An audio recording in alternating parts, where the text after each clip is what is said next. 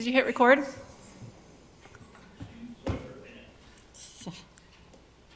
Good. Okay, 7 p.m.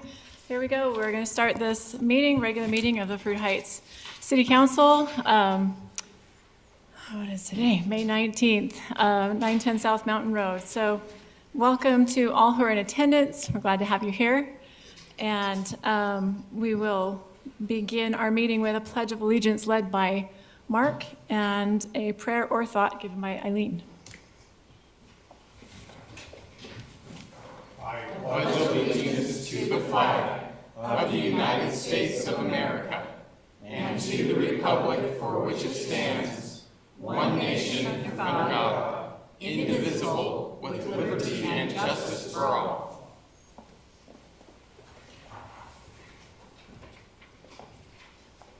Our Father in heaven, as we come before thee this beautiful day, we are grateful for the opportunity that we have to meet as neighbors and community members, to be able to discuss those things which help to make our city the lovely place to live that we enjoy and have been able to enjoy for many years, thanks to our founding fathers and others.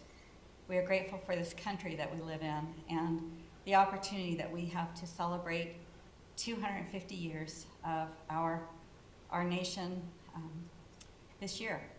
We are grateful for those who serve in various positions. We would ask that thou will help us as we discuss the needs and wants, thoughts and concerns of our city, that we might be able to be thoughtful and understanding, that we might be able to do those things which are in the best interest of our community. And we say these things in the name of thy Son, Jesus Christ. Amen. Amen. Thank you. Item 1.3, roll call. Haley? Councilmember Gary Anderson. Here. Councilmember Mark Cottrell. Here. Councilmember David Hill. Here. Councilmember Eileen Moss. Here. Councilmember Blake Winslow. Here. Mayor Jeannie Groberg. Here. Thank you. Item number 2, declaration of conflict of interest. Seeing the agenda, are there any council members who should declare a conflict of interest tonight?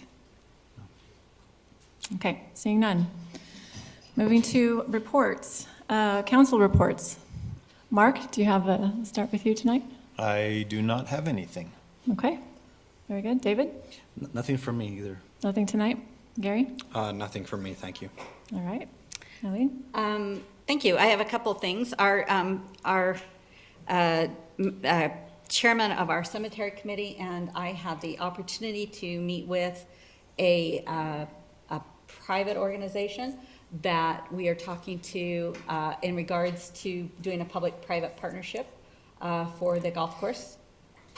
Cemetery. For the 100 acres. Totally missaid that. Sorry. But for cemetery. And we feel like it's got some very promising parts of it. And so we're going to bring this information back to our committee and see what they think about it. And then our pickleball committee did meet, and we discussed options for the community. The pickleball people love pickleball. And so with that, they believe that we should have pickleball both here at Harvey Park and at Nichols Park as well. And they feel like there's a good chance that we could have it online here at Harvey Park a lot faster than at Nichols Park. And so we asked for a drawing from Jones and Associates for 4 pickleball courts here at Harvey Park. We will be meeting again soon, but also we did get a report back from Darren that we do have those drawings now for an area here at Harvey Park for pickleball courts. And so we're there, the committee, and also Scott Poole is now chairing that committee. So excited to see some progress going forward on this. Great, that's exciting. Thank you. Blake? So I will speak for America 250 just because I've been to the last few meetings, and I want to call out the Christmas, Jim and Linda, for pulling that together. We have some really big and exciting pieces that are coming together, the parade float, as well as we're going to have an evening here at the city that's going to be full of different what's the right word I'm looking for here? We're going to have each individual ward in the area, LDS ward, are going to put on different vignettes of different periods from U.S. history that families can come and walk through with food and entertainment. We'll have music, and we're just looking forward to a really good way to celebrate the semi-quincentennial, I think that's the right way of saying 250th, America 250 here at the city. Awesome. Thank you. Date is That will be the 29th of June June. here at the 29th of city June. Monday evening. 5:30 to 8:30, or whenever. Okay, We'll figure it out. yes. Mark your calendars, 29th of June. Now, is this in place of Founder's Day this year? Are we skipping Founder's It's a Day? combo, yeah. I do think It's so. a combo Are we- kind of celebration. It's a- We're comboing it, okay. Well, Yeah, maybe that was not the right word, but it's our city celebration for this summer, Okay. yeah. it's going to be a lot of fun. The night before that will be the Devotion. devotional, correct. So we're looking forward to that, and a lot of moving parts. We're really excited. Different individuals are coming forward with great ideas, and we're hoping to see you all there. Are we doing an unsung hero this year? You know what, we haven't talked about that. We should probably think about it. We could think about that. Let's give that some thought and discuss that. That is usually a feature in the parade. I'm so excited for this parade float. Oh my gosh, it's gonna be amazing. It is amazing. So wait till you see it. Let's think about unsung hero. Okay, mayor report. I actually don't have a report tonight either. I'm gonna move over to staff. Lane, do you have something for us? Yeah, Public Works been down in Gailey Trail, trimming it up, clearing out some of the overgrowth. There's a service project tonight. About 20 youth are down there spreading a couple loads of bark throughout the trail. We've also been out at the parks. We've been trying to decide what areas we're gonna let die off of the parks to conserve water. Water's at a 20% conservation this year, minimum, but we're just gonna try to keep around the playgrounds green and areas and let kind of the rest of it go and water it as little as possible, so. Yeah. I have a So, in interest of conserving, and that is a good number for everybody to know. 20% is what Hates Creek is asking us to cut back by, not cut back to 20%, but cut by 20% from what you used last year. We have, our reservoirs are about at 60%, I was told last week, which represents a little more than 1 year of water for everybody in the system. So we gotta, not knowing what's to come, next season, we gotta do our part to conserve that. And fortunately, good part of that is the soil moisture is at a great level. It's very, very high. That's a great indicator. So whatever falls will likely run into a reservoir, hopefully, or the lake. But yes, cutting back by 20% on your outdoor water use is the recommendation right now. They come back monthly to reassess that, so watch your emails or whatever way you get notifications from water district. Did you have something? I did. I'm glad to hear you are going to keep some areas green. I think as we ask our residents to sometimes give up the play areas in their yards, it's nice if they have some parks that they can come and use as a more of a community space.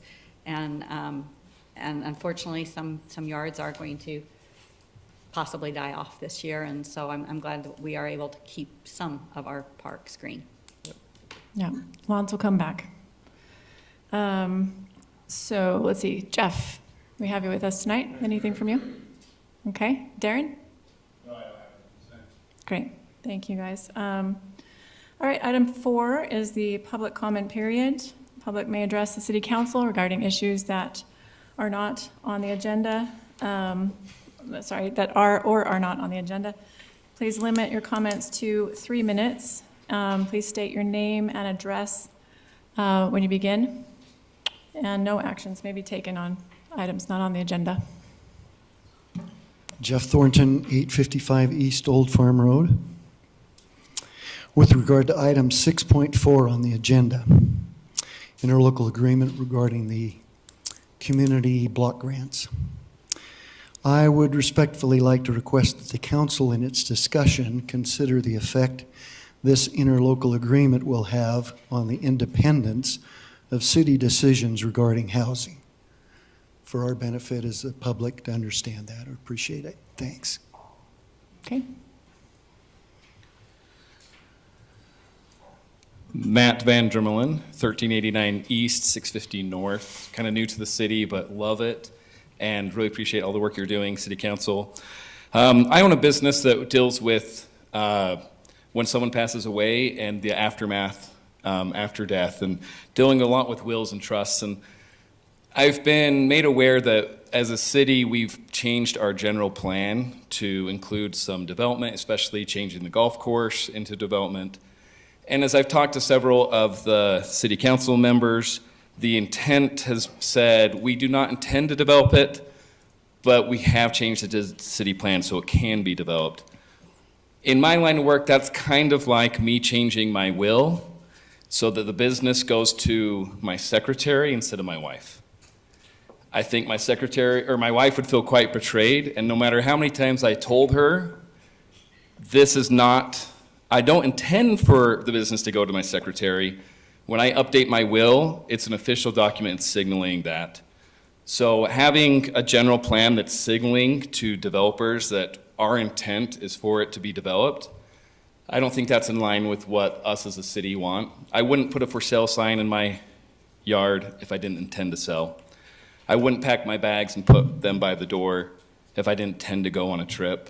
And I feel like putting a city plan together that shows development in areas rather than just recreational plan is kind of like packing the developers' bags for them and allowing them to have that, understand that our intent is to develop. And if that's truly not our intent, as everyone has told me so far, then I would urge the city council to revisit this and make our city plan in line with the intent of what we're saying we want.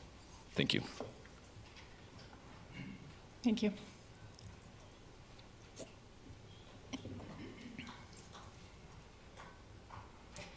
Good evening, Tara Larkin, 1404 East Green Road. Tonight I'm speaking regarding the proposal to contract with Y2 Analytics for our city survey.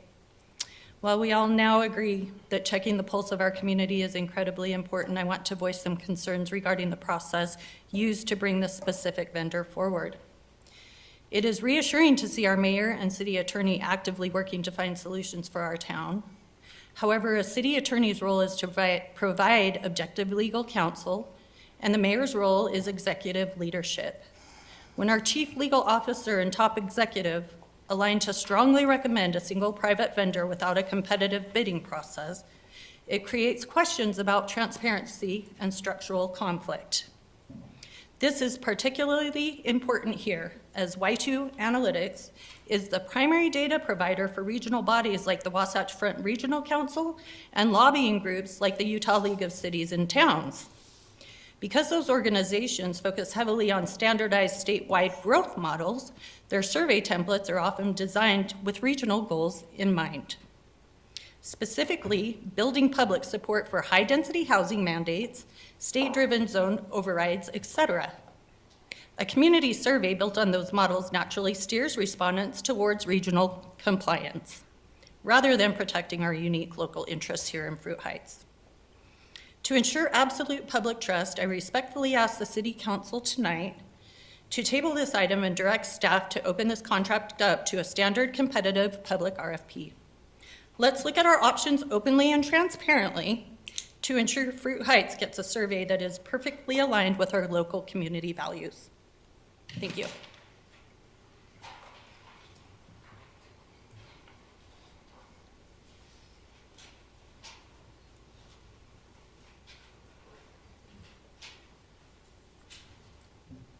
Frank Lever, 980 East Raymond Road.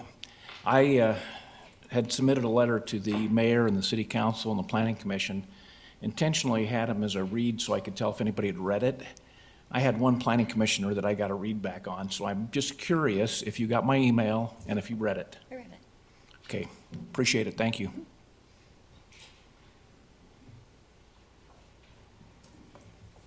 Hello, Rod Larkin, 1150 East Nichols Road, and I wasn't planning on speaking tonight, just come up to listen, but when I heard about the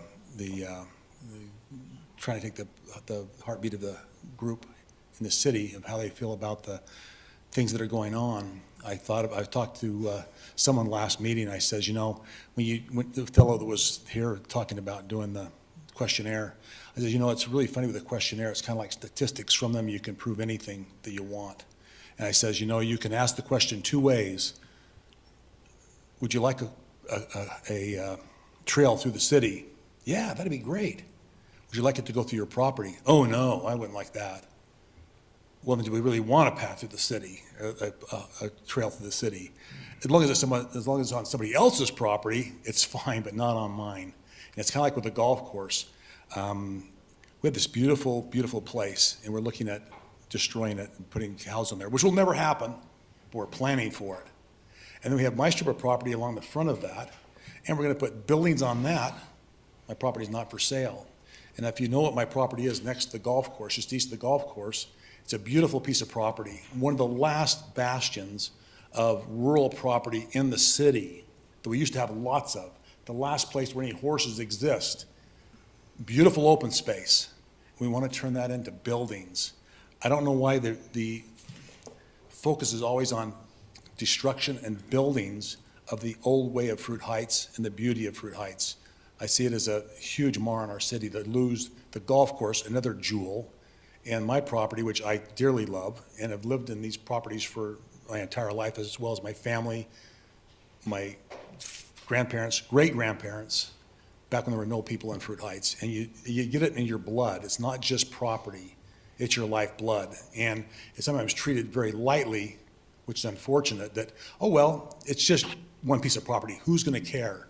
Well, hopefully we all care, because the city of good neighbors, back when I was a child, no neighbor would do to their neighbor what's being done to me, to say your property is up for grabs and the axe is hanging over your neck on a daily basis, that I'm buying now other property just in case my property's gone, so I can still live in Fruit Heights because the property's almost all gone, because I have to protect myself from my representatives.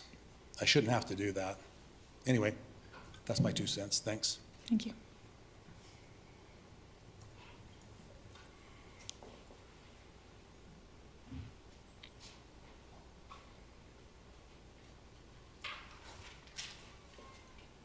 Dale Kunkel, 1624 East Old Lake Lane. I do find myself somewhat agreeing with the Larkins about the Y2 analytics, where I don't necessarily think we should open it up to competitive bidding because of the rules around that. At the lowest bidding contractor by law we have to take.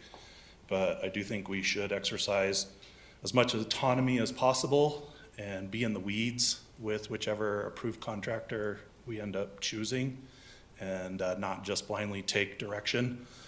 That was a comment just on these. I did prepare a statement. Mayor and city council members, thank you for hosting the work session last week that included city council, planning commission, city staff, city attorney, city planner, and guest speaker from the state. I believe myself and the other 32 people I counted were all well educated. At first, I counted 35 people, but when the 2 audiovisual contractors left, I realized I miscounted. I did not include the sheriff's deputy. One big takeaway for me from that work session was the use of the term reasonable person when defining expectations around policies and ordinances. I believe myself to be a reasonable person. I have opinions and personal bias. I also believe I possess the ability to adjust my opinions and biases when reasonable evidence and support is presented for consideration. I think that upon reviewing, in summary, the steps taken related to MIH and the related general plan that elected, appointed, and employed representatives of our city performed as a reasonable person would expect those individuals to do. They made reasonable decisions when faced with difficult balances of complying with overreaching state authority and protecting as best as possible the essence of our city. Where not every exceptional document is perfect, such as the document that hangs behind you, as things progress, amendments become required. as the years go by. I encourage this government body to exercise caution and apply a reasonable person test to their decisions tonight and all future decisions. I believe a reasonable person would consider past context, current situations, and future possibilities when making decisions that impact constituents. I would remind this body of the most recent election where the general plan was easily the biggest campaign issue. 2,323 voters cast votes. 211 of those voters did not vote for a mayoral candidate. Of the 2,112 that voted, 188 more people voted one way. The reasonable people voted 6 months ago about the essence of the general plan. Last week, 33 people showed up. Please use the reasonable person test when making legislative decisions that impact the greater public. Thank you. Thank you.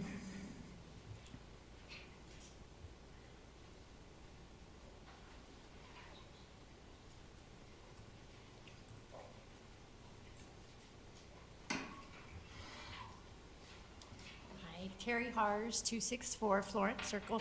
I just wanted to make sure that, I know the Wasatch Front Regional Council had the comment section, and it just came to light that those comments are now available to be read. I just wanted to make sure all of you had gotten a copy of that to see that all but one of those comments were in favor of or against the trails going through private property. I just wanted to make sure that everybody was aware, had seen those comments. Is that? All of you have gotten it? Okay, great. Thanks.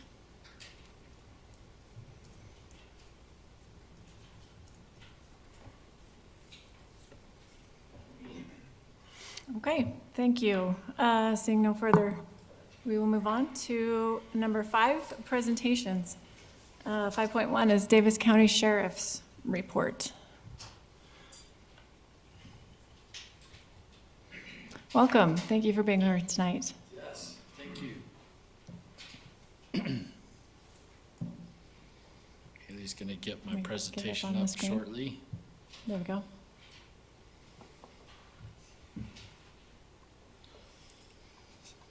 So these are the quarterly numbers, as it says right there, the reporting period from January 1 of this year through the end of April. You'll notice it says the preliminary data has not been finalized. What has been finalized is this top portion. What we want to be ultimately transparent. And so when we say it's not finalized, we're talking about down below, there is a section that is reportable offenses, and some of those have still not been completed through our either our detectives doing investigative work or follow-up to make maybe an arrest or not. So when you look at this, just know that these top numbers here are finalized just because April's done. So our calls for service during this period is 1,211. Dispatched, initiated those, meaning people called in 197 times for a call for service. Deputy initiated means they just on their own are calling out on whether it's be suspicious or maybe it's just a friendly contact with citizens. They did that 1,014 times. We didn't have any mental health issues from our side of the house, meaning law enforcement. It doesn't mean that somebody didn't have a mental health issue and did not involve us. Custodial arrest means physical arrest, where somebody was booked into our jail. That was 16 times during this period. Our traffic stops during this period was 480. We had 1 traffic accident. And then 8 people were arrested via citation and not booked. We wrote 152 moving violations. We wrote 17 non-moving violations and 71 individuals were warned on their driving pattern, for a better term. Reportable offenses. So these are the ones that are not necessarily finalized simply because of investigations that are ongoing. So there may be more arrested out of these reportable offenses. We had 73 total. 9 were drug paraphernalia possessions. 7 were marijuana, 6 tobacco by a minor. 4 were DUIs, driving under the influence of drugs. And 3 were driving under the influence of alcohol. Fraud by wire, to try to explain those, like fraud by wires is through electronic, not in-person fraud. So like phone calls alleging to be a grandchild, asking for Google cards or something like that? Yeah, that could be one, and somebody stealing your information through the network. If you've left it open or given somebody your password, or somebody was able to obtain your password and do the fraud that way.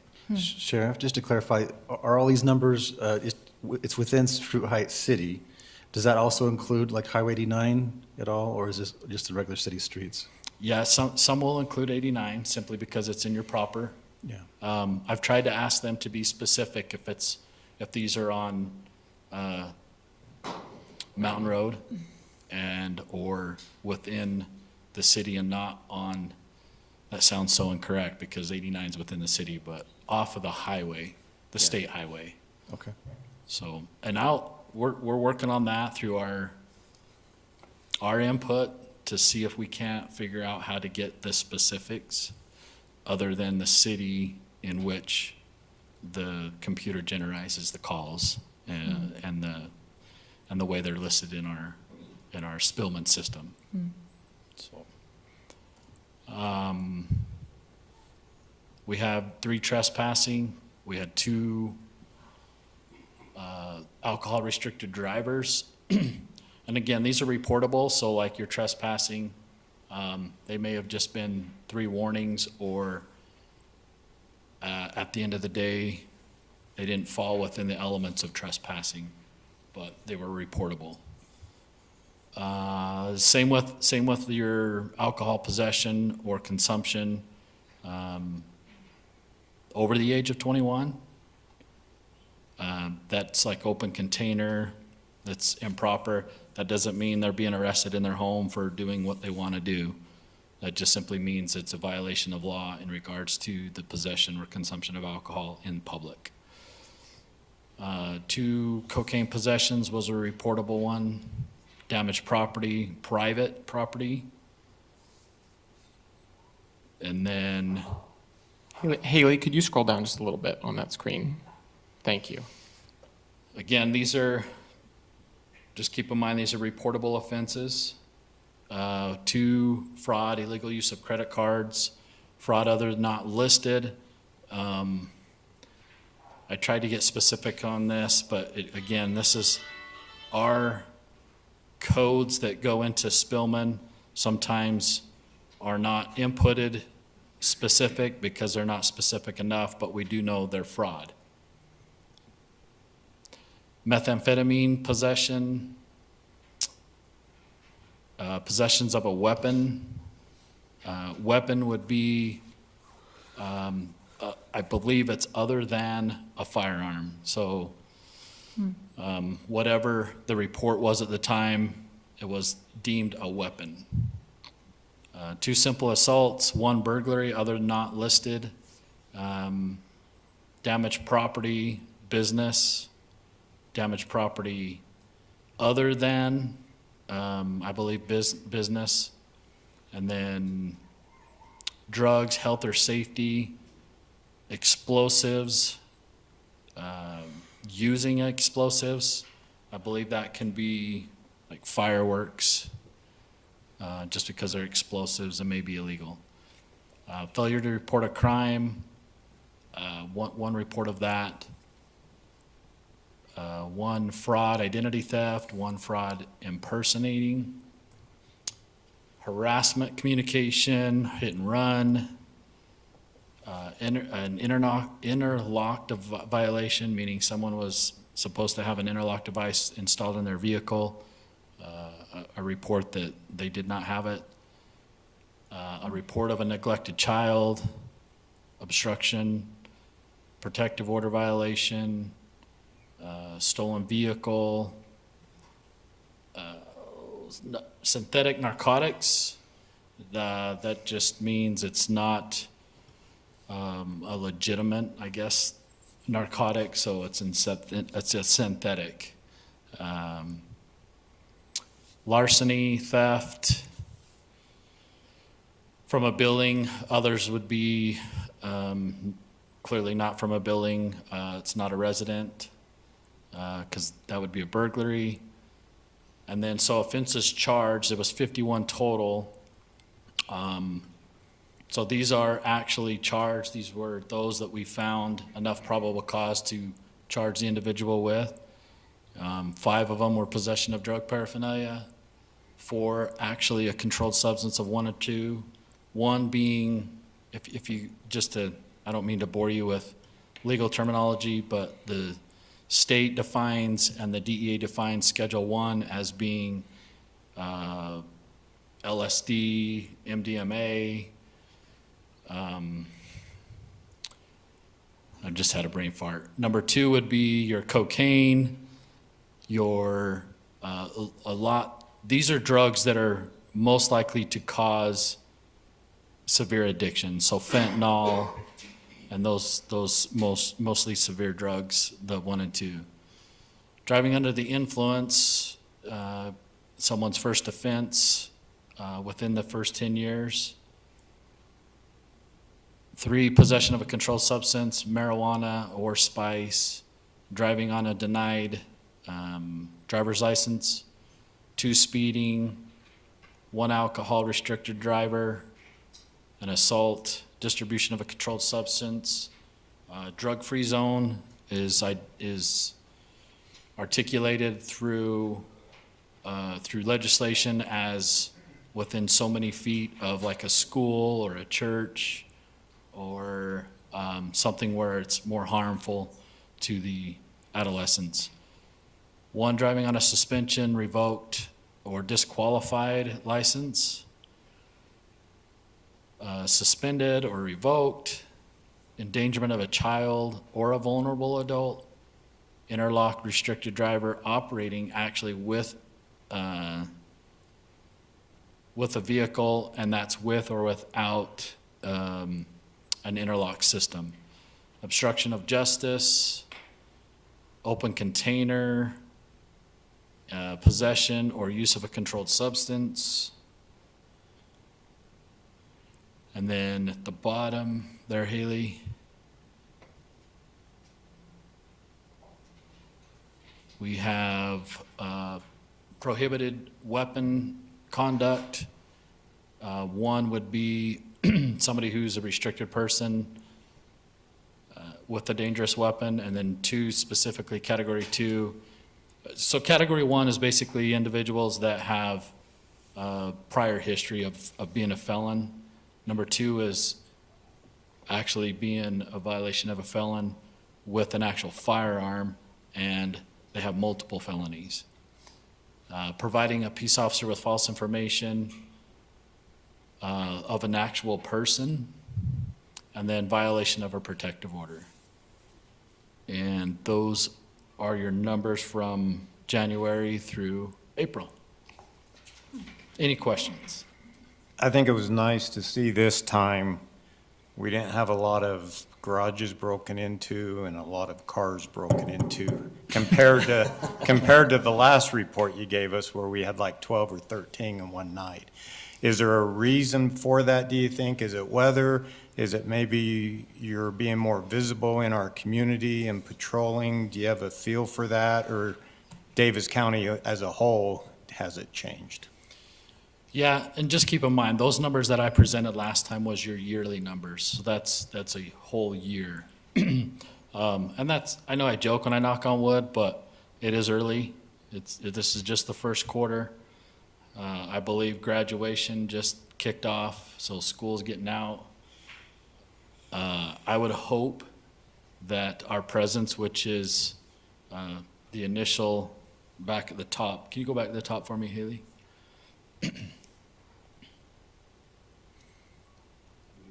Yeah, sorry, the beginning. So when you see us, sorry, one more, there you go. When we initiate 1014, that's us interacting within your community 1014 times, initiated without a dispatch calling, saying, hey, somebody's called for help or have a report to take or make. So I like to see that number as high as it is, simply it tells me as the lieutenant that our deputies are definitely, to your point, making a presence within Fruit Heights, their city that they represent.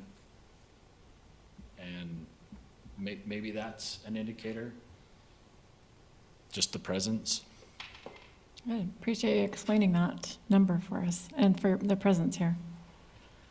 Does council have any more questions or comments on this report? What is going on with the new dispatch? Do we have a timeline for the new dispatch center that's? I believe, and I don't hold me accountable for this, but I believe it's October. I thought you were gonna ask me about e-bikes. No. Well, go ahead, 'Cause tell that us. is Yeah, tell us about e-bikes Tell us if you about wanna, e-bikes. if you wanna tell us about The e-bikes. legislature passed some new laws, correct? Yeah, absolutely. E-bikes are a hot topic. And I don't mean to get political or biased here with being enforcing the law. Sorry, let me try to bring this up.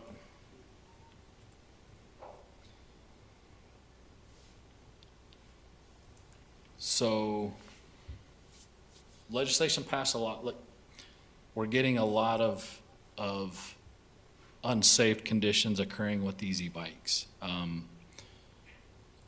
Although fun, but dangerous. And if they're not taken serious, like automobiles, when kids start driving, I'm sure we've all told our kids, like it's a very big piece of equipment that could cause a lot of damage. E-bikes not having the size of a vehicle are now being hit by vehicles. We've lost tragically some lives here in Davis County due to the kids just being young and not appreciating how fast they're going and how they can't be seen and those kind of things. And it's devastating to the individual that hits them. So effective May 6th this month, legislation passed a law where all e-bikes and e-scooter riders under 21 must wear a helmet that is I have the acronym in my head. It's CPSC, which maybe Lane even knows the OSHA codes, but DOT, we all know, is a Department of Transportation approved helmet. So those have to be worn for riders that are under 21 that are on e-motorcycles. So the difference here is an e-bike and an e-motorcycle. The difference in the two is your e-motorcycle is powered by an electric motor with more than 750 watts and is capable of speeds over 20 miles per hour. These e-bikes right now are pretty excessive speeds as well. But the two differences, the e-bike, if it's considered an e-bike, if it's not more than 750 watts and has operating pedals. So some of the kids prior to this law were attaching what looked like to be cranks, pedals to the lower bottom bracket of a bicycle to avoid getting stopped and not ticketed. So wait, they were taking like the e-bikes and modifying them to look like they had pedals so that they wouldn't be. So they wouldn't be stopped. Okay. So the cranks, as the law states, has to be permanently affixed and are, again, fully operable on an e-bike. It doesn't talk about speed, which I thought was interesting. At least this fundamental thing that I'm talking about. I mean, the law's pretty in-depth. We're trying to really get a handle on it, so everyone can be educated. But this is fundamentally what we'd like everyone to understand is the difference. The e-motorcycle is over 750 watts power from electric motor and is capable of exceeding 20 miles per hour, over 20 miles per hour. Your e-bikes have fully operating pedal assists and are under 750 watts. And is there a difference in who can ride those? Can a minor, not a minor, but can someone that doesn't have a driver's license operate a motorcycle? Or is there some differentiation between the two other than who has to wear a helmet? Yeah, like your e-bike, your e-scooter, even under 21 years of age, according to this new law, they've got to at least have that CPSC helmet. Okay, so they all have to have a helmet, but if it's a motorcycle, they have to have a better helmet. Yeah, if they're on an e-motorcycle, which I defined, it has to be a DOT-approved helmet. Okay.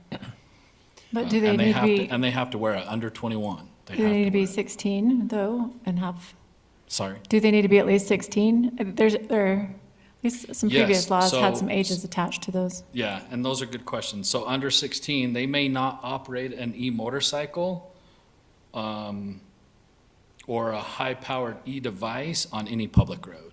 So even if a electric bike, the way we read it is if it's a high-powered e-bike, they cannot be on a public road.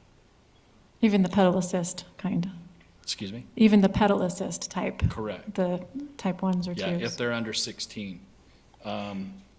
My question would be then, we see a lot of kids on both of those type of bikes running around without helmets. So if one of your deputies happens to be driving up Mountain Road, a kid comes whipping past without a helmet, does he turn around and talk to him, or does he just let it go? Yeah, I'm glad you asked that question, because we want your citizens to know, and you guys to know, that right now we're just trying to educate. We're not really slamming the book. We're just trying to educate right now. We've been actually trying to educate for the last year, because we knew this was coming due to the talk from legislation and trying to get a handle on the excessive e-bikes going in and out of traffic and flying down our trails and stuff. So, yeah, education first is what we'd like to see, unless it's so egregious that a citation might be more effective. But they would stop and talk to the kid and I would try love to if they would educate them? stop. That's one of our big concerns right now is they don't stop. We want to educate there as well. The kids need to stop to the command of a police officer telling them to stop. It is still a serious offense for them to flee from a police officer if told to stop. We'd like to have that conversation with them, help them understand this new law and the seriousness behind the e-bikes and e-motorcycles. We don't want to leave them off. And e-scooters? And scooters, you know, anything that, if the individual is under 16, then yes, absolutely. So under 16 on the e-scooters, under 21 on the motorcycles. Yeah, so I'm trying to wrap my head around it too. So If your kids again, are on a motorized the vehicle, e-motor- be careful. So it's what Yeah, it sounds like is make sure that we're double checking to see if they qualify as a motorcycle, an e-bike, and how much power they have. Personally, I've seen kids in my neighborhood that will come out into the road as they're riding down the hills, and as somebody that was in a pedestrian and vehicle accident survived that, I just white knuckle all the time and I watch as much as I can. But the few times that we've had bad news in this area and the county has been devastating. So please speak with your kids and grandkids, families, let them know. Yeah, 21's the best number to just kind of stick with. Under 21, e-motorcycle, DOT helmet, e-scooter, 16 and under, helmet, e-bike, a CPSC helmet. And I think that's consumers product something. Love our acronyms. Huh? Yeah, Thank more you. to come on this. Yeah. I encourage everyone Yeah. to, I thought I meant to write the actual statute down so you could research it, but I would do your due diligence. If you have kids that have e-bikes, e-scooters, or have access to them, I would encourage you to educate yourself as well with that law, and just kind of warn the kids. Once the education is over, or maybe we've stopped the same individual 2, 3, I don't know what, it's gonna be the discretion of the deputy. But we can take the bike and then the parents have to go get it out of the impound. So, Right.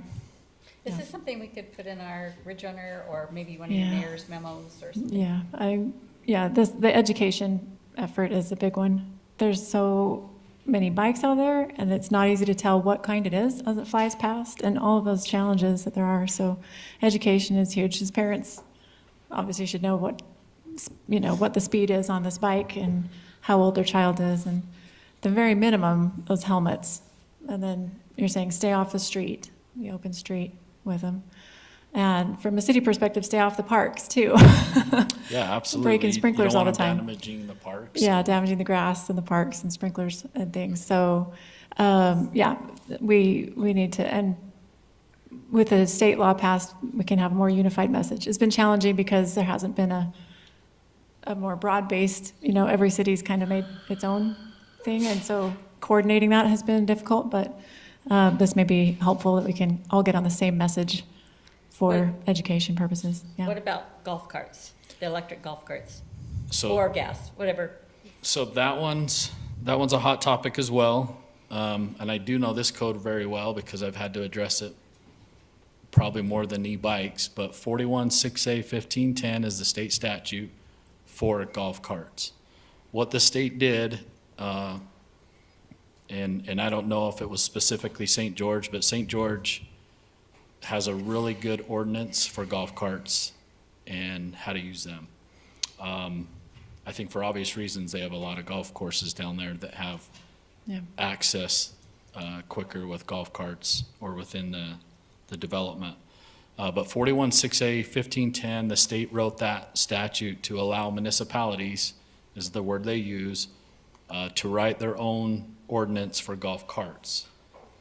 It says specifically that a golf cart cannot be on a public road, highway, defined by the statute, unless that municipality writes an ordinance. But then it says in this same 41-6A-1510, the municipality has to come up with specific parameters in what road that will be rode on or driven on, and speeds, and who may do it. And if you look at St. George's code, I believe it's 6-1 something, 510 or 6-1, oh, don't hold me to that. But 6-1 something, under motor vehicles, they have specifically in there a golf cart ordinance. It's on a road that can be driven on a road, but not a road that's 25 miles per hour or higher. They can't be under 16 driving a golf cart. And the golf cart has to only have the occupants that the golf cart was designed for. So if it's a golf cart built for 4 people, then 4 people should be on it, not 5, not 6, and so forth. But the state gave the municipalities the ability to write that city ordinance so that their cities can used golf carts. They will fall under, in that same ordinance, they fall under bicycle laws in regards to signals, reflective lighting, stuff like that. There are exceptions in this 41-6A-1510 golf cart law that talks about they don't have to have vehicle insurance or a VIN number or VIN inspection or a, License plate. what's that? Do they have to have a license plate on the No, golf cart? they don't have to be registered. They don't have to have the inspection, vehicle inspections and stuff like that. And you don't have to have a Interesting. driver's license, even if you're 16. So, Okay, we can look that up. Thank you. you're welcome. I have one more comment on your statistics here. I mean, this is very helpful. Thank you for presenting this. It would be even a little bit more helpful if you compared this over previous periods rather than just have the current period. I mean, you know, like we talked about the previous year of having Same period last year. Yeah, last year. So, I mean, this is fine for now, but if in the future, that would be helpful, so. Yeah, absolutely. And See trends. I did that for the year, so, but at least for the month, I can do that too. Thank you. Thank you. You're welcome. Perfect. Thanks so much. All right, moving on to number 6, discussion items. 6.1, bid for 2026 road striping. Lane. So this is for striping Mountain Road, Lloyd Road, Nichols Road, doing 25 mile an hour painted signs in the drive lanes and some bike lanes. We got 3 bids. Our low bid was Road Safe at $18,975. So, Low by quite a margin. yeah, it's, and I But maybe those other contacted two are all of really them, made high. sure, I contacted each bidder and made sure that they all bid it at the same, and they all did, so I don't know where the discrepancy, Wow. or Yeah, the it's really vary was, interesting. but, Have we worked with Road Safe before? yeah, they've done our striping the last couple rounds that we've done, so, Okay. and they do really good work. And I asked earlier about Laurelwood.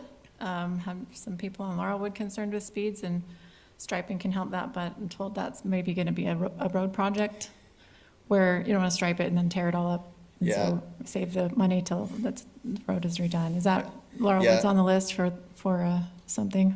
Yeah, Some I work. would recommend getting that one as a mill and overlay and then stripe it. Mhm. I did put on the list for the painted 25 mile an hour signs. Yeah, I Laurel would noticed have that, 2 of them, so. which is good. Thank you. So I think that'll help a lot, Yeah, but- thank you.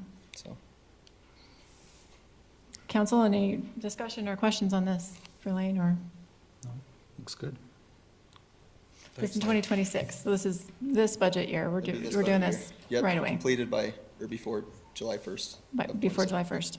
Okay. Okay, thank you. Thank you. Awesome, okay. Item 6.2. Amendment to the current interlocal cooperation agreement for law enforcement services. This is our contract with Davis County Sheriff's Department. Resolution 2026-07. Darren? So Mayor and Council, I had the opportunity with Councilmember Cottrell to go down and meet with Davis County Sheriff and the controller down at the county and go through our current contract. For the last few years, we just have made amendments to it each year and gone through and just did an amendment. This year, we ended up doing the same thing, just doing amendment number 7 to the contract. The pricing came out to just about 12% increase this year, which would help cover the increases not only for wages and insurance and that stuff for the sheriff's department and the employee, but also to help cover the costs going to the new dispatch center where they thought the cost would be coming in. So that's that increase this year, so. Okay. Is this in line with the budget projections we had approved? Yes, it is. It's recently? actually just a couple $1,000s less than what I projected to be in the budget. Okay. Than what I projected. Yeah, when we went projected through it. 12%. I think it's Yeah. right about there. So that has After a us while. for the fiscal year at $398,032.32. Yeah. Okay. Okay, questions or discussion on this? contract? I guess not. Okay. Straightforward, Wow. pretty straightforward, but it is what we expected and projected for this year. So item 6, excuse me, item 6.3, interlocal cooperation agreement between Davis County cities and Davis County for pollutant discharge elimination system, UPDES, general permit. So this, go ahead, Darren. once again, is an agreement that we've had with Davis County and the other cities in Davis County for stormwater. It falls under the MS4 that Davis County is. It works with all the different cities, as you can see, that are named in this. We all go through this and use the same permitting with both the state and the EPA on this. This is regarding our storm sewer, Yeah, stormwater, yeah, storm drain stormwater. system. This is for the right? stormwater system, and this is also being part of the Davis County Coalition, Stormwater Coalition that we're part of. The contract, I think it's about every 3 years that we go through and update it as soon as one reports, and we have to update with the MS4 and stuff with the state. We go through at that time and update our agreements with those at that time. Does any city not participate in Davis County? Right. I believe They're all the cities end up They're all on here. participating through it. When we go through the whole thing, they end up, so, including Davis County at that time. Okay. So, and by the way, all the agreements that I've brought up tonight, the attorney has reviewed, and sent back that they look pretty close to what they were before, or those kind of changes, so. Okay, other questions on this agreement? Okay. All right, let's move to 6.4, interlocal cooperation agreement relating to the conduct of community development block grant, known as CDBG, program for federal fiscal years 2027, 28, and 29. So this grant is, the county puts this grant on. It has to do with being able to do infrastructure, or we actually applied for this grant from the county a couple of years ago to do the front of the building. I will say there's a lot of strings tied to it because it is a federal grant, to where you have to pay certain wages, and you have to meet a lot of different things. But Davis County asked the communities, all the communities, to be part of this agreement so that their funding for the grant is higher. The more communities in Davis County that are involved in it, even if you're not using it or that portion of it, it helps with the funding of the grant, is being involved in it. We've been involved with it the last 2 cycles, and this cycle is now up again for 27, 28, and 29, and that's what this cycle's for. Okay. So you say we used a grant from it for infrastructure, which was part of our building? Yeah, so a lot of the cities that apply for the grant use it for ADA ramps throughout the city, or sidewalk building repair or upgrade, as far as maybe ADA access and those kind of things, is what cities usually use it for. There's other community things that apply for it, like the senior citizen, they'll apply for different parts of this grant to make sure they have access, or those things getting into their buildings or stuff like that. So it's used pretty broad throughout the community, but most of the cities, when they're applying for it, they're using it for something in infrastructure, maybe a repair to the building, Okay. or ADA For instance- compliance throughout their city. For instance, in item, or under recitals, there B, the primary objective of the act is the development of viable urban communities by providing decent housing and a suitable living environment. Yeah, it which can be you're used for referring that to too, there, yes. And expanding economic opportunities principally for persons of low and moderate income. Yep. So that's where- a pretty wide definition. Yeah, there. and that's a lot of where the ADA requirements are available for this grant. Right. Is using it because that's helping that community out. So that's how. Where's comes into play. to whom do we apply the grant and who awards grants? Is it So Davis County? This is Davis County. You have to go through a program and you can apply for the grant with a project. You go through that project, you go through the whole process. Davis County goes back through, and there's a committee that's set up for that. And they go through and review all the applications. And if your application is picked or that, then they send back an agreement. You go through the next process of going to the council or whatever, getting that agreement approved to receive the grant. And then it goes through the county commissioners to say yes or no after that point. So it's a big process to get to that point, and there's a lot to do. And so we jumped all the hoops, and then we didn't end up using the grant because we found that it would cost us It was gonna cost us a lot more. to use the to grant than use the to grant. just hire the project. Yes. Yeah, just by the federal requirements that have to go along with it, make it a little more harder to That's use, pretty to interesting. use the funds, so. Do you mind elaborating a little bit? You had indicated that there's a lot of strings attached. Not asking for a comprehensive list, but just, can you paint the picture just a little bit? Or- As you remember, as we applied for this to do for $250,000 to help us pay for the front of the city building, when we went through that process. Part of the thing is you have to, have a minority company, which is, owned by, a lady or, a minority group. You have to pay federal wages, which is Bacon Davis wages, to that company. So they have to come back and they have to supply all that information. This is what we're paying our employees, and they have to reach that in that contract. And then all the federal requirements for reporting. Not only you report that back to Davis County, you also report that back into the federal government because it's a federal grant through SAMS or whichever department they're running through. And then you usually have a federal audit at the end of the year showing what you use that money for and how it was spent. So there's a lot of strings attached as you go through it, as far as this grant.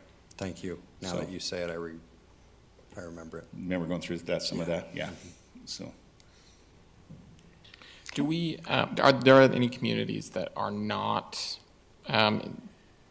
participating in the CDBG program here in the county? Do you know?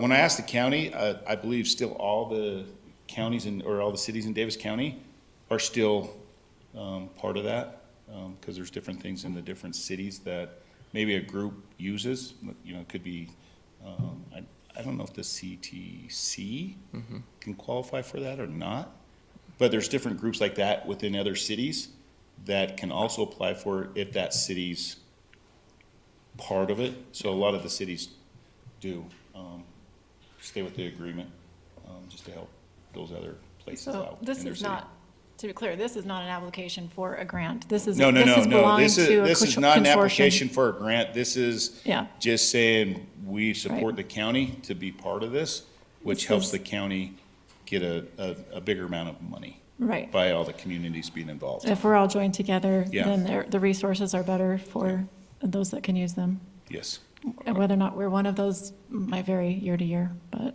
right, Yeah. yeah. If there was a project or something, we really felt that would be something that we'd want to do, then, yeah, I would go through the process again and do it, but. okay. So this is a 3-year thing too.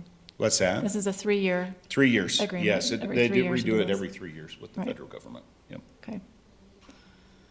Very good. Any other questions, discussion on that one? Okay. Thank you, Darren. Did that help with your question? Well, Okay. can we We can talk- address we can that talk question that after was we- brought up during public comment? That, does this bind us to any kind of projects as No. a city? It We're doesn't not bound bind to any anything to the projects? city. So this is Yeah, something it's that a you have voluntary- to, as a city, You apply have for a it. project and go in and apply for that project, to have it, to attach us to anything like that. So otherwise, if we're not attaching it to anything, then it doesn't affect the city at all. So. Yeah. So this Something is we opt-in? voluntarily I'm apply sorry. for, not that we're made to do something. Yeah, No. it's just an opt-in if the city wants to get a grant, we have the ability. Right. So, but it does help the county-wide get more money from the federal government. So. Right, okay. But it seems like it does tie us to certain things within that. When you start looking at, it says that then we are, they can enforce certain things as far as the modern or affordable housing, et cetera, in it, so. Well, and I think we already do that with our modern income housing plan and our modern income housing strategies. Can you point to where Within you're that. looking at, Eileen? If you want to be specific on that. Paragraph 4. Paragraph 4. The So parties agree to cooperate to undertake or assist in undertaking community renewal and lower income housing assistance activities. City agrees and authorizes the county to undertake essential community renewal and lower income housing activities within the city's municipal boundaries. So we're letting the county come into our boundaries and do these things.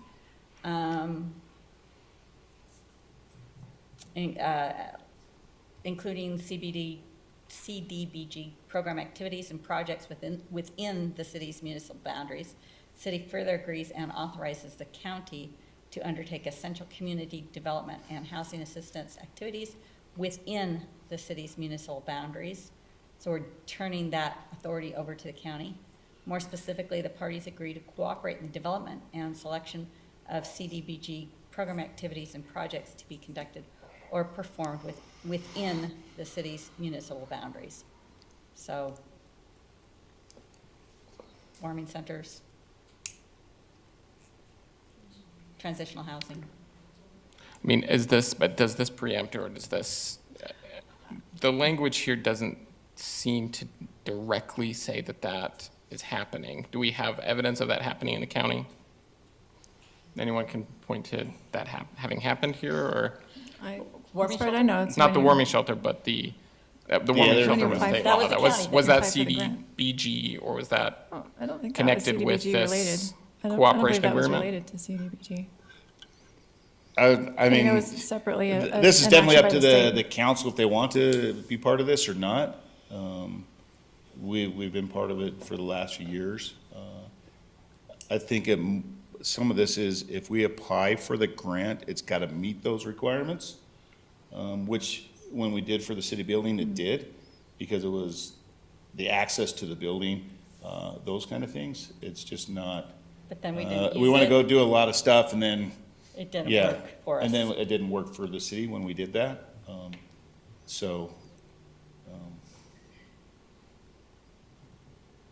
Once again, this is up to the council if they want to continue. If they don't, that I can easily enough and not sign the contract. So that's just up to the council on the vote, so. Yeah, I don't believe the warming center had anything to do with CDBG. I could be wrong on that, but I think that was directly a different directive from the state that Yeah, had to there do was a with that. directive from the state to the county, to the cities. The county Yeah. went to the cities trying to. And then the counties went to the Through cities the trying to counties. fulfill it, Yeah. so. Kind of the first class and second class. Okay, further? No. Okay. All right. Item 6.5. General plan and moderate income housing. So Discussion. this, as you remember, was in the work session to be on the agenda tonight to talk about direction for the planning commission. and how we wanted to proceed forward with that. I want to just skip, if you don't mind, Mayor, skip to 6.6. I just did put the name of the survey company on there. This is more to discuss if the county wanted, or the city wanted to move forward with getting bids for a survey.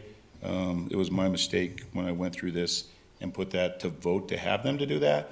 That was not my intent. My intent is to see if the county, or if the city wanted me to go to different companies and get more companies to do a survey, or how that direction was. That was just the company that we've got a bid from so far in a roundabout way. So that was more for me for discussion on the direction that you wanted me to go. So that's that part of it. But back to the general plan, this is what was talked about Wednesday, or last Thursday in the work session. And that's the council's discussion on that, to give direction or however they want to go forward with that. But I will let the council discuss that. Yeah, I want to thank the council for a good discussion last Thursday, and others who were present. Of course, staff and planning commission were present. So I felt that was good. I hope you did too, but tonight is, well, right now it's discussion on that. And we didn't get through all the content, it's true. There's a lot of content there. So we had some feeling of, got to continue this, especially as regards those moderate income housing strategies and getting into those. But when to do that, or what step to take first, that's a discussion for the council right now. So anybody offer your ideas or your thoughts? David? I seem to recall one of the proposed action items from that work session was to have the city council evaluate our MIH strategies that we currently have, and some possibly up to 10 proposed ones we would like to consider as our kind of our possibly favorites. Are we okay with moving forward with coming up with those numbers? I mean, I'm just kind of curious. To be clear, coming up with the At strategies? least the strategies preferred that we'd strategies? like to focus on as a council. It seemed like that was, that's the part we didn't get to. So it's still, we gotta still have that discussion. So when would you like to have that discussion? Sooner, later, do something else first? Do that next? That MIH compliance is the, most important thing, that we maintain that status, of course. So. I was wondering if we did talk about 10, but if we did maybe ask the planning commission for 5 or 6 things, and then we could take that under advisement, maybe they will come up with the same things as us. So rather than compete with the planning commission, maybe we ask them for some direction and then go forward from there on the strategies. And of course, as was pointed out, the city council has maybe access to thinking about strategies just a little bit differently than the planning commission, because the planning commission is not the legislative body that has access to the budget. And so thinking that way, I think maybe for the MIH strategies, we should ask the planning commission for 5 or 6 strategies, and then depending on what they come up with, we take an action from there. Okay, that's a thought. Anyone else? I'd agree with that, because, everything really should start with the planning commission, so. True. I would agree with that as well. I want to just make sure that we are clear in our scope and timelines. Do we want to discuss timeline, scope? How much? Yeah. Do we have a target date for any of these things, or do we want to keep things less? I think we should have timelines, because otherwise it just gets kicked down the road. Right. And so I've actually, I think sooner rather than later, because we do have those meetings within our minds right now. And so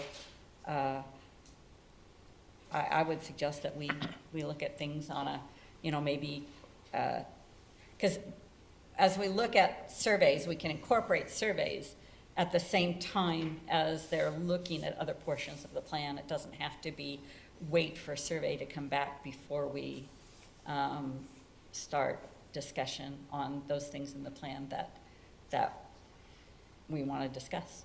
Sure. So, Part of my concern with pushing too much responsibility on the planning commission, I mean, even though that's kind of the protocol, is that if they only meet once a month and there's some timeliness that may just take a really long time. So I think it's important to make sure what recommendations we have them, whether it's priorities or focused things that we need to have them look at, that might be valuable there.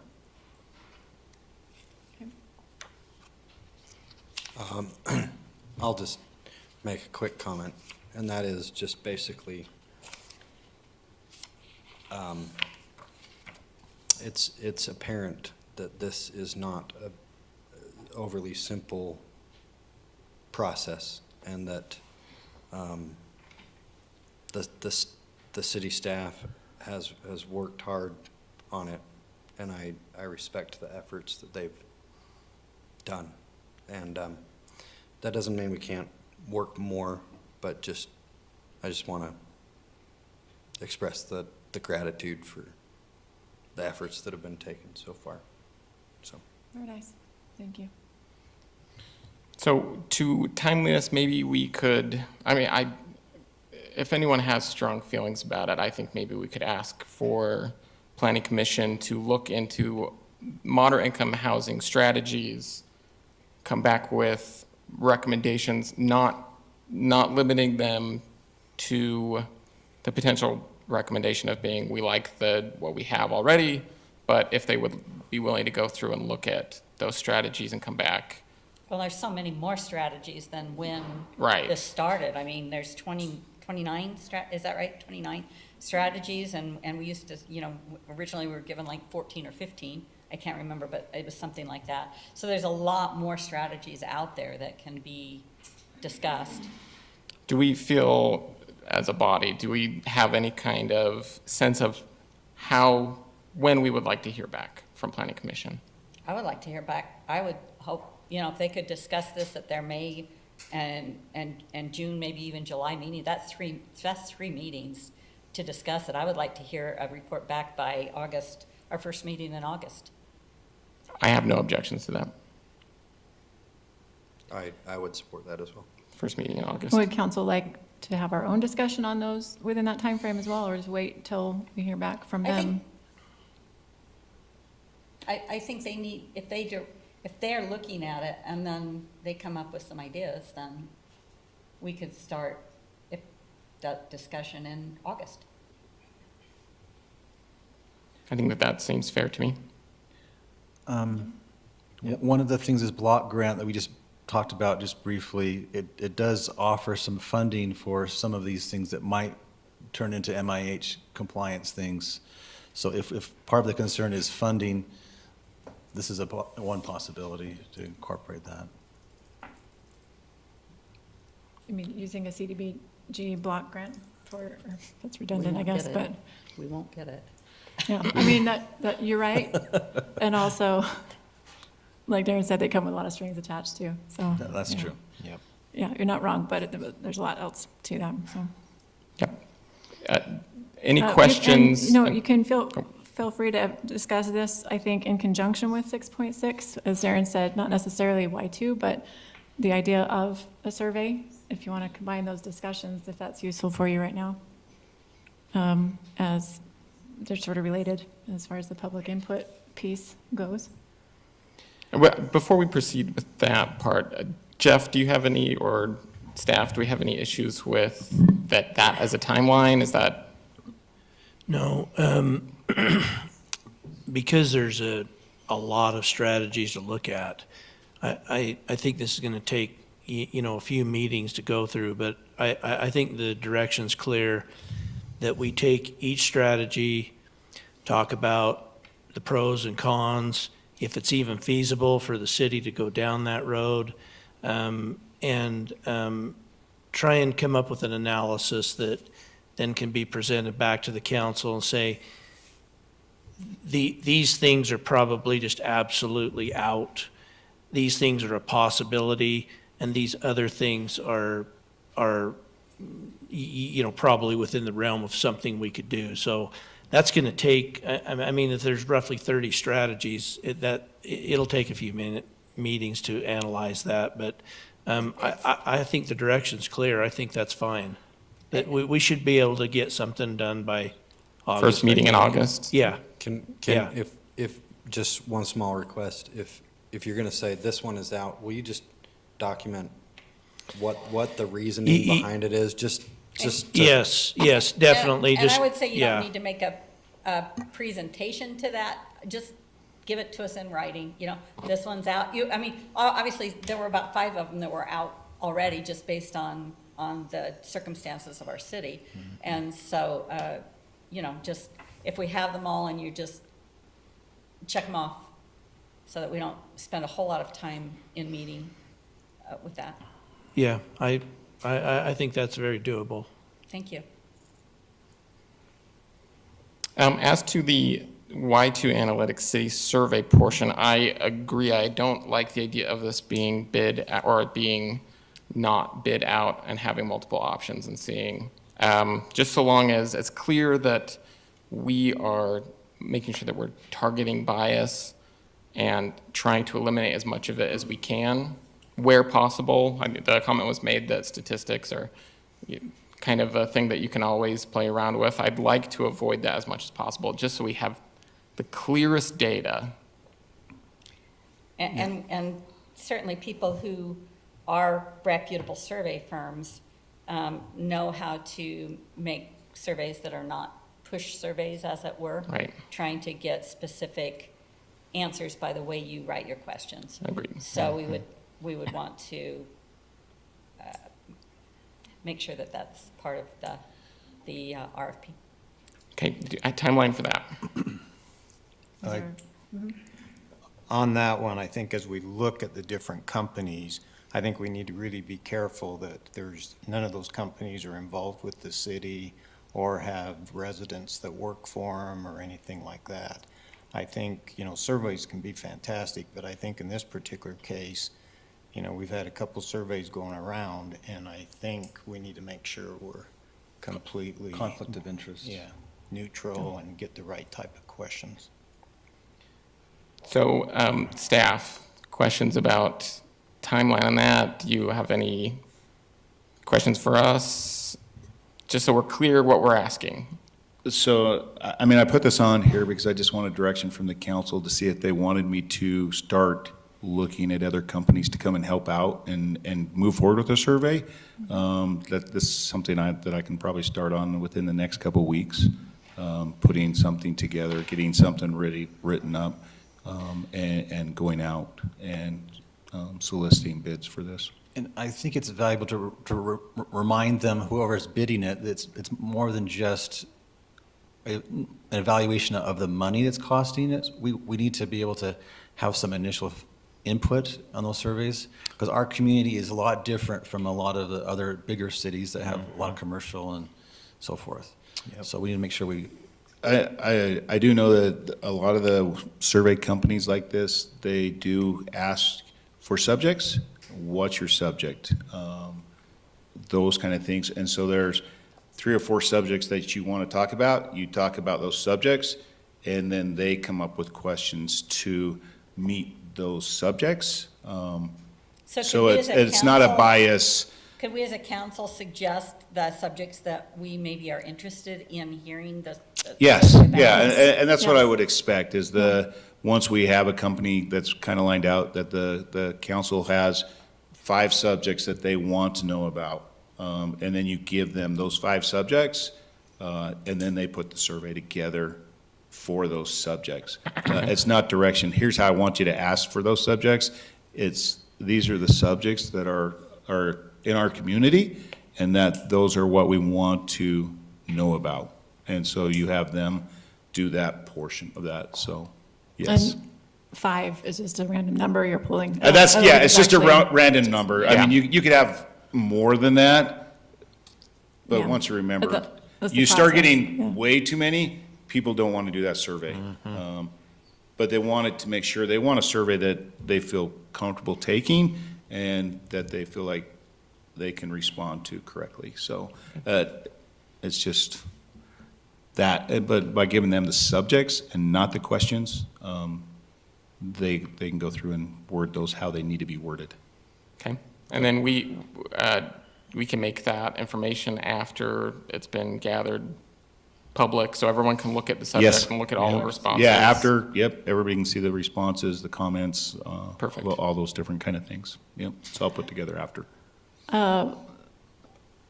With Y2 anyway, so if they're an example, the timeline, you asked timeline, is about 6 to 8 weeks from start to finish. Timeline their for us process, to. For like, contracting their Once service you and then give them the developing subjects and and then those kind of things, by the time doing they it. get the and information then out. getting everything back. Turn it The around. whole And then thing get is through the about an process. 8-week. Okay, And they suggested summertime is not optimal for getting, okay, replies. So you probably want to aim for like September, October to be sending it out. sure. So Right. that's the timeline question there. With timeline, I was asking more, when do you feel confident that you could come back with bids? That would make sense? I would probably, with, not the next meeting, but possibly the next meeting, or it'd be the 1st of July. So within the next month. I would suggest that might be something we need to try a little bit harder to have it, at least by our second meeting in June. I think let's get going if we're gonna do it. So, We would want to appropriate the funding for it. We do need to adopt our budget by the second meeting in June, right? Well, Well, technically by the 30th, but, so by then we At should the- know what it would cost, and we can Right. put it in our general, right, in our that's, budget. So. that's true. I mean, you could do budget amendments as well, but you can earmark. I You're will wanting to kind of say have, something. I think I'll have some ideas. Yeah. That I can just put it in an area. It would fall under probably the planning and zoning or a non-departmental professional technical. And so there's places that, that money can be put into and budgeted for right now. I've continued to be going through the budget process still, looking at different things. Are we gonna be discussing budget next meeting? Yes. Okay. Yeah, so next meeting, we'll be bringing the budget up again and going through any changes that I've found or any questions that have come from the council. I'll have those changes or those updates in there. I'm also working to see where we'll be with any amendments. So we'll have that public hearing the last meeting of June for any amendments to the current budget, and then also the adoption of our operating budget for 2027. Okay, perfect. So, as far as if council is interested in costs for, I don't know, I guess I shouldn't lead that discussion. Do you want to discuss any costs or leave them for June, I guess, of other types of costs related to this that might need to go in the budget? I think we're not quite there yet. Yeah, I thought we might need to get that data back, but Okay. as long as we're clear and staff doesn't have any questions on that end. So I will move forward to put a bid package together and contact some companies and go through that process. Seems to be a very popular time for surveys right now for some reason, but it seems like I get one about every other day. So if you have any lack of companies to ask for an RFP, there seem to be many out there. Yeah. So I'll start that process, but Okay. that's usually a couple-week process by the time you go through everything for something like this, so. Okay.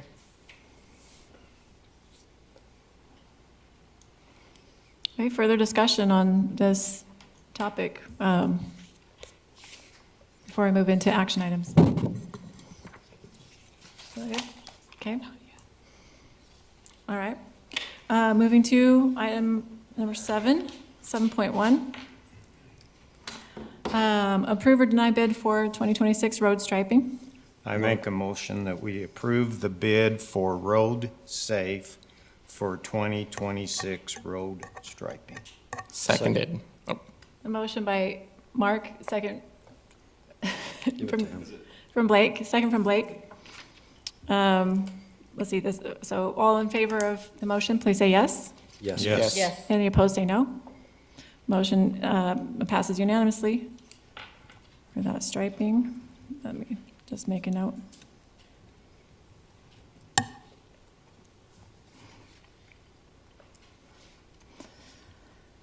Item 7.2, approve, deny resolution 2026-07, amendment to the current interlocal cooperation agreement for law enforcement services.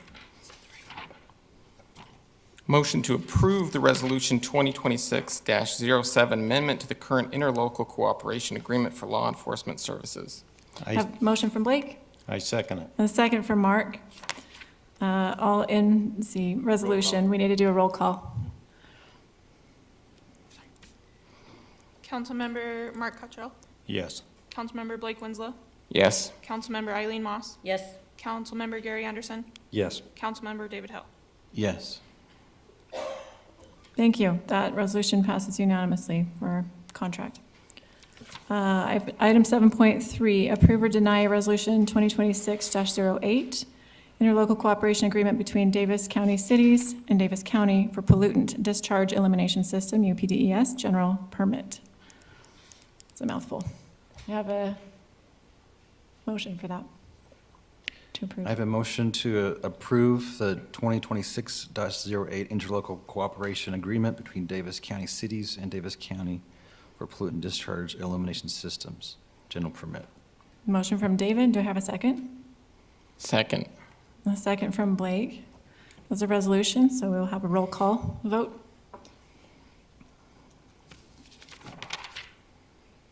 Councilmember Eileen Moss, Yes. Councilmember Mark Cottrell, Yes. Councilmember David Hill, Yes. Councilmember Blake Winslow, Yes. Councilmember Gary Anderson. Yes. That resolution passes unanimously. Thank you, council. So item 7.4, approve or deny resolution 2026-09, interlocal cooperation agreement relating to the conduct of a community development block grant CDBG program for federal fiscal years 2027, 28, and 29. I make a motion that we table this and look for a little more information on what our obligations would be if we do this. Second. Okay, sorry? Gary, second. So what direction do you have on looking for more information? You want to bring it next time, just 2 more weeks to look for information? Yeah, I'd like to look into it a little bit more. Okay, just table for next meeting. Yes, So, please. Darren, Can you have that? Mayor, can I offer a suggestion on that? Yeah. I know an individual at the county, Ryan Steinbagel, who's an expert on all this stuff. I'm sure he'd be happy to come to the next meeting and answer all of your questions regarding how CDBG works. So that's just maybe an option. That might be helpful. Thank you. He knows the ins and outs of how everything And how goes. much we're obligated to and that Yes. kind of stuff. I think that Yes. would be helpful. If he's available for the next meeting, that would be lovely. Thank That's you. great. If not, the meeting after, whenever he's available. It's Ryan Steinbagel. Yes. Okay, I can reach out to him. Thanks, Jeff. I didn't know he's an expert at that. Great. He's a great guy. Yeah. Okay. With a weird spelling of his last name. I never know how to say it. Okay. Sorry, we need to vote on that then. I have a motion to table that resolution for next time from Eileen and a second from Gary. Do we need a roll call for tabling? We don't, right? All in favor of tabling that motion, please say yes. Yes. Yes. Any opposed, say no. Okay, a motion is tabled for next time. We'll try to get Ryan to come and help us out with some question answer. Item 7.5, approve or deny general plan moderate income housing recommendation. So this one is, you don't have to say it like this, you just make whatever motion is the one that's made. And if that is combined, I don't know, combine it with the survey one, I guess I'm leaving the motion wording up to council for this. So I would like to make a motion, but I would like to pass out the motion to the council members that I make, so that if there are things that you want to modify in my motion, because my motion's going to be kind of long. So I would like to make a motion. And as I said, it's up for modification. There's just a lot here. It's hard to know where to start and where to go. So here we go. Well, just wait for Mark to get it, if you don't mind. Okay. All right. I motion that we, the city council, request the planning commission and others, as set forth in this motion, work to make recommendations to accomplish potential changes to our general plan. I propose that each council member nominate one resident to serve as a working committee member with the planning commission on making the following changes in a timely manner. Further, I propose that 2 city council members also be appointed by the city council to work with this committee. The items the city council would like addressed are as follows. Number 1, determine, I said 6, possible moderate income housing strategies and make a recommendation for their preferred options in order. Please present these to the city council by August 7th, 2026. Number 2, create an open space reserved designation in our zoning ordinance by July 21st, 2026. And adopt this ordinance at the same time as the general plan is adopted, because as an ordinance, it will have to go through the public hearing process. Number 3, remove the Davis Park Golf Course from the general plan. And remember, these are things that I'm asking the Planning Commission to look at. Remove the general park golf course from the general plan as available for development and change the plan designation for the golf course to OSR, open space reserved. Number 4, remove Harvey Park from the general plan as available for development and change the plan to OSR. Number 5, restore areas close to the pedestrian overpass as possible higher density housing. I didn't say high, but higher, such as R3 or R6, consistent with prior versions of the general plan and possible MIH requirements. This is an area that was previously and is still zoned commercial. It was zoned commercial at a time when our city did not have an R3 or an R6 zone, and all of our higher density housing was done in the commercial zone. So that would be giving those landowners the same thing that they've had for years. Number 6, removal of trails proposed on private property unless there is a potential for development of 5 or more building lots with one property owner. Number 7, open a dialogue with landowners adjacent to other proposed trails and make a recommendation on other unbuilt trails contained in the current plan based upon their feedback. I think property owners need to have a little bigger say than others. Number 8, restore trails to the general plan that run through the Hidden Springs HOA as mandated by the density bonus granted to the Hidden Springs subdivision upon approval of that development. Number 9, make updates to obsolete portions of the plan as needed. Number 10, update maps in the plan as needed. Number 11, provide progress reports to the city council. It's basically the second meeting of every month until we have achieved our goal.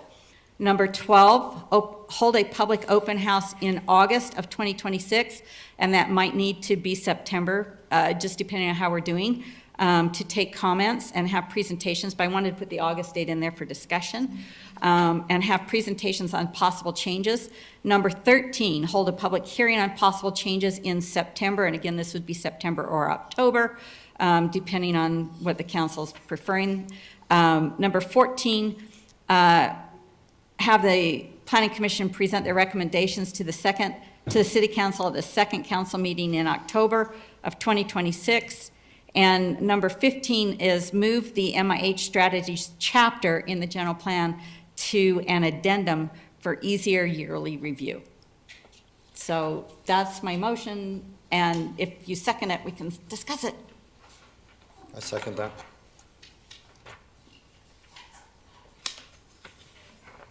And it's a lot of little steps, Well- but I thought if we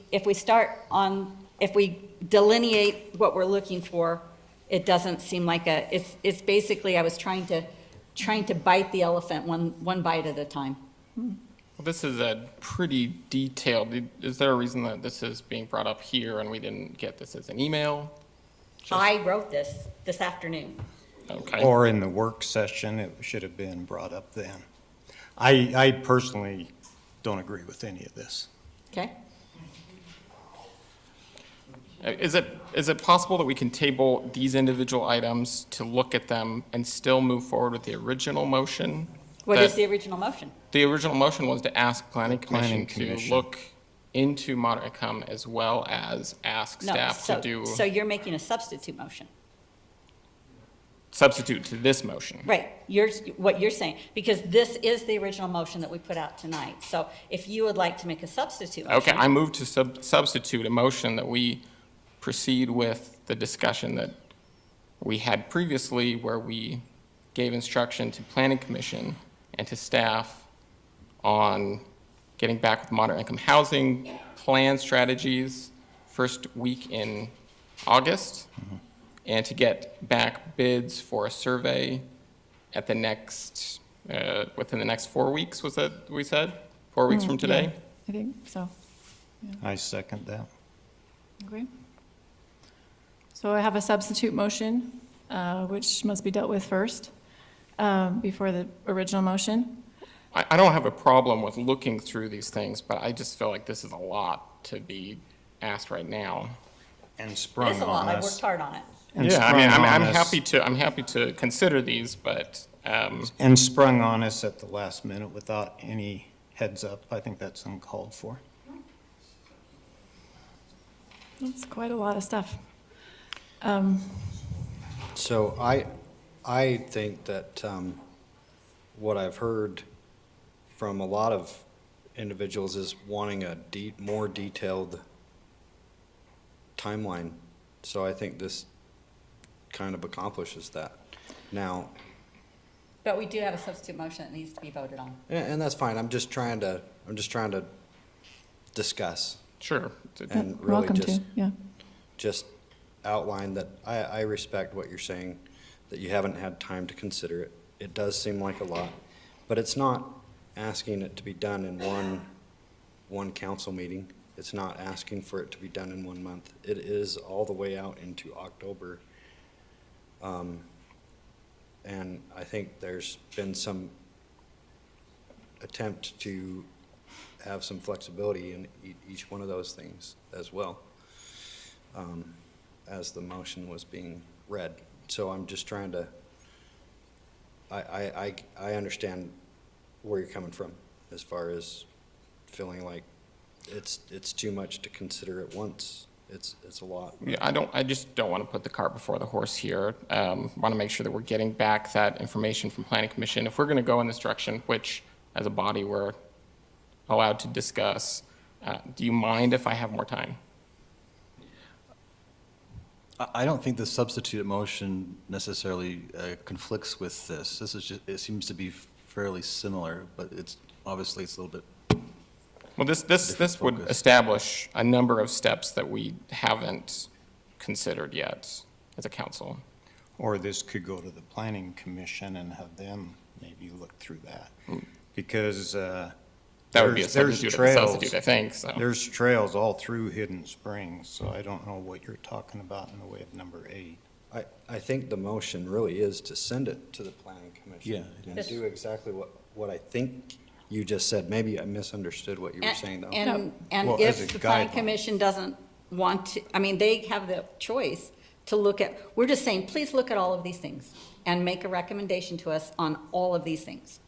And then we can look at their recommendation. I think they're just saying they would appreciate more time to read a motion, like the size that no one's ever seen before, like, it's a whole page long. So the time to look at it is, I think, a reasonable request of council members.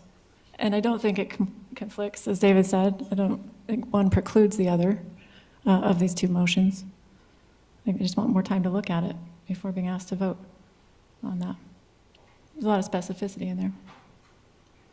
Is it a roll call No. substitution vote? Yeah, so we need to, so is there further discussion on a substitute motion? We can take a vote on that one. Let's see, a substitute motion made by Blake and seconded by, I think, Mark, to request that planning commission, sorry, I don't want to misstate it, the planning commission take up the MIH strategies and within the next 3 meetings, have a recommended list of possible strategies for the city, as well as come back with, within the next 2 council meetings, more bids and numbers options for a city survey option. I believe, did I cover that? That's the substitute motion. Yes. Okay. So all in favor of that substitute motion, please say yes. Yes. No, it's a roll call. Because what you asked for, right, on the meeting? Is that a roll call? No, maybe not. No, it's not. I'm sorry, I'm It's wrong. not a I resolution. don't think so, yeah. Okay, I have 3 yes votes, all opposed. Any opposed, say no. No. No. I have 2 no, the motion passes 3-2. And we can now deal with the original motion, which is Eileen's motion here, seconded by Gary. Is there further discussion on that? Or we can take a vote. From what I'm able to determine here, we're not being asked to make a decision or take action on these. This is just a list of potential considerations that the planning commission should evaluate. But this I has, made a mistake. A substitute motion, maybe, this does create open space reserves designation. Team point to the language that this is just a recommendation to planning commission and not that these are. Right at the top where it says, request the planning commission and others set forth in this motion. Planning commission and others as set forth in this motion make recommendations to accomplish potential changes to our And that's general all they plan. are, potential. These are things that we could ask them to look at, and they could come back and tell us every one of these things they don't want to look at. They can do that. They're the planning commission, they can do that. It's just, I've given this a lot of thought about the things that I think we need to potentially look at in our general plan, and this, I think, gave them some direction as to how to start. Okay. I don't have a problem with looking at this language again and at the next meeting or a meeting after that. So perhaps we could just table it instead of, I mean, did the substitute motion kill this? I actually need to ask that. I'm trying to I think find a out. substitute kills. Substitute motion passes, the original motion is right. dead. it killed Yeah, it. I think you're right, and so I misstated there's that. no vote That would have on been an that. amendment kind of a thing, so that's, yeah, I'm sorry, I misstated that. The substitute motion is the one that passed tonight, so, That substitute motion, though, does not mean that we can't consider these individual items at a future date, correct? Would you like it on the agenda another day? I'm one member of council, but I don't have a problem with looking at these. My problem is that this is a lot of new information that I've not seen yet right. as an idea. Could we request that this be this and any suggestions to it be placed on our next agenda? Sure. That's Not a problem with that. item number 9 for new business. All right. Yeah, you can request that. Yeah. So I think that's reasonable. Does council have time to look at it? And as you suggested, Eileen, you can make any suggestions of amendments to it. So we need one more action item is 7.7, approve the city council minutes from We didn't really do item 6.6, did we? 7.6. I mean, 7 point, the Well, analytic, the survey. Okay. I feel like it was rolled into the motion. We were asking for more numbers in the next month or so. I'm on those. happy to clarify that one and deny the Y2 Analytics City Survey. Motion to deny the Y2 Analytics City Survey. No, okay. I don't, Do we need to do that? I think that what we were looking at was more are we going to do an RFP to survey companies in general? To try But it to- does say Y2 Analytics City Survey. So I would absolutely second your motion to deny because of what's on the agenda, deny awarding a bid to Analytics City Survey, Y2 Analytics City Survey, so. But give the direction to the staff to either use them and find 2 other companies and start the Or process. 6, if they can put an RFP out there. So Did it was was in that the- not it was included in the language before? It was included in your motion. Okay. So I'm sorry, that's why I skipped that No, I'm- number, because it was included in the previous motion together. But the Yeah. Y2, so you've made a motion on the Y2 Analytics to Yeah, deny just that. deny that I one as seconded a that one. So- single. Okay, I guess I didn't feel we'd had to even vote on it, because it's been clarified we weren't Okay, well, committing to Y2 We weren't Y2 gonna anyway. proceed. right, this but way. since that's on the agenda, Yeah. it's there for approve or deny on the agenda. So you've had a motion and a second. Okay, We probably should just do it just to be clean about it. okay, I have a motion from who? Blake, and a second of Eileen, that we not award a bid for Y2 Analytics survey this evening. All in favor of that motion, say yes. Yes. Yes. Okay, any opposed, say no. Okay, we will, in accordance with the previous motion, look for further information and numbers on that option and discuss that in a future meeting. 7.7, approve May 7th, 2026 City Council minutes. Has everyone had a chance to? Oh, did I say May 7th? I'm sorry, May 5th. Thank you, Gary. May 5th, 2026 City Council minutes. Everyone a minute. Has everyone had a chance to look over and send any?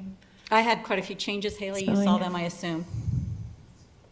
In the opening, there was some errors, and then spelling of a name.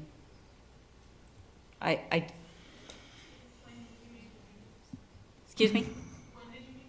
Like this morning, early.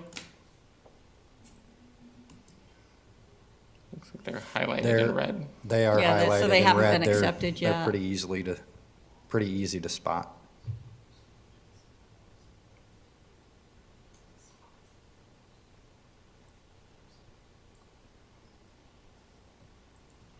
It's not content, it's just, Okay.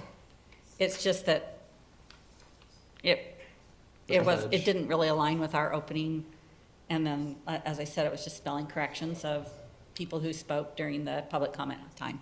Motion to approve the May 5th, 2026 City Council minutes As- as Motion from- amended. Second. As amended. A motion from Blake and a second from Eileen. All in favor of that motion, please say yes. Yes. Yes. Yes. Any opposed, say no. Minutes are approved, approved. Let me just make a note.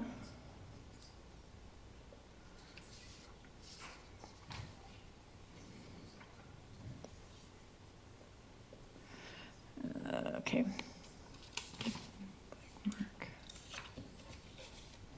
Okay. Number 8, tabled items. We don't have any previously tabled items to take up tonight. Number 9, new business for upcoming meetings. I did have something there, if I could. Previously in the past, in 2020, we received a little bit different on our budget, and I actually brought that with, but I printed a couple pages for everyone just to show you kind of some of the things that we used to get from our city accounting firm on what we got when a budget was proposed and how it was like put out there for us. And then, Mayor, you had brought up last meeting about some budget policies, maybe how we would like the budget presented. And so I just started writing a few things. Again, this is just a discussion. It is not for any adoption tonight or potentially ever but it's just something to start talking about on the budget process. And so I just had a copy of that for everyone as well, so that you could all, it says March 31st, 2020, so just so that you can see what we got back in 2020. And so there's a stapled copy and then the potential policies there. And again, those are just things to look at and maybe spark a discussion. So, So when, okay, so yeah, yeah. sorry, there I was think, another paper. I think, no, And a pass stapled these one. two, Just because you should oh, get a I'm staple sorry, plus I'm that. sorry, okay.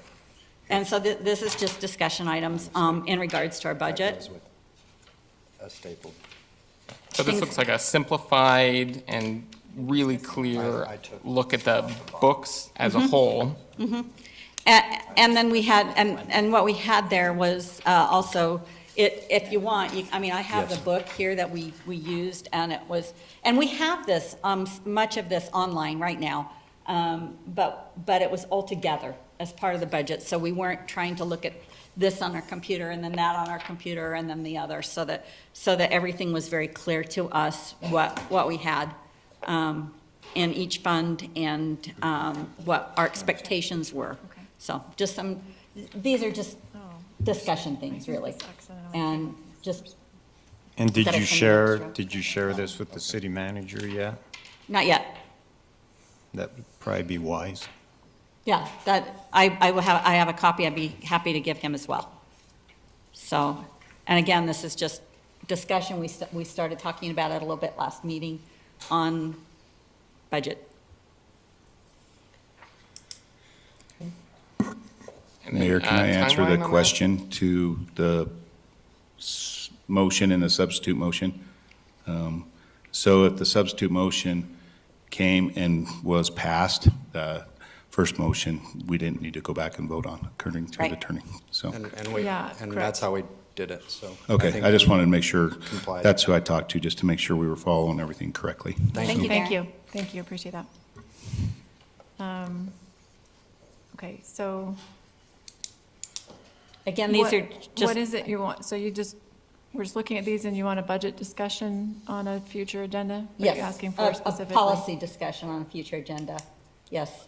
So that when we put together, I think one of the things that happened is, unfortunately, there was some differences that happened between Brandon when he used to do our budget, and then we had another budget that was written for a year that maybe didn't give us the same opportunities, and then Darren was given the pattern to follow of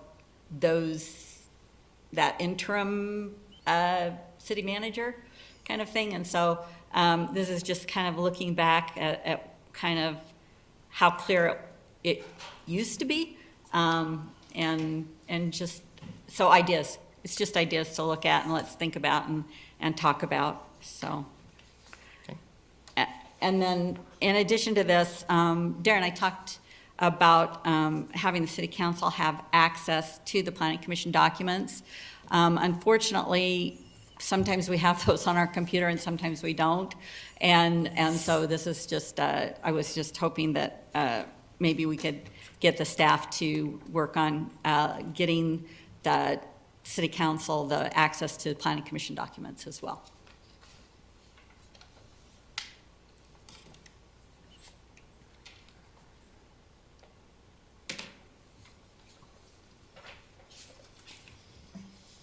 Any other items for future agendas for upcoming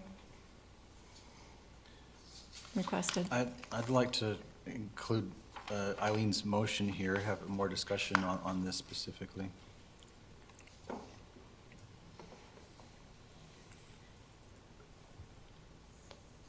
What is it that you're referring to? Are you talking about this?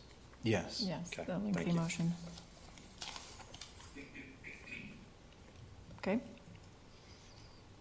And to be clear, it's the motion that Eileen made is what I held up. And that's what we're talking about, just in case you didn't know. About the planning Just commission. to try and clarify for, And if anyone here wants to see anything that I've written, you're welcome to, of course. These are just, it's just discussion items that I think might be helpful to us, and if they're not helpful, we won't pursue them. okay. Anything else for upcoming meetings anyone like to add? Okay. Number 10, calendar items. May 25th, Memorial Day, city offices will be closed. May 26th, there will be a planning commission meeting. June 2nd will be our next city council meeting, and June 16th, our second meeting in June. June 29th, most important date on here, is the America 250 celebration here at City Hall. Come in your patriotic wear and with your patriotic spirit and enjoy a wonderful patriotic night. It's going to be really fun. And thank you once again, Jim and Linda, and your whole committee, all the amazing people on your committee doing amazing work. So 5:30 to 8:30, June 29th. We have no closed session, so I will look for a motion to adjourn. Motion to adjourn. Motion by Gary. Second. Second from Eileen. We are adjourned. 8:58, no, 9 PM.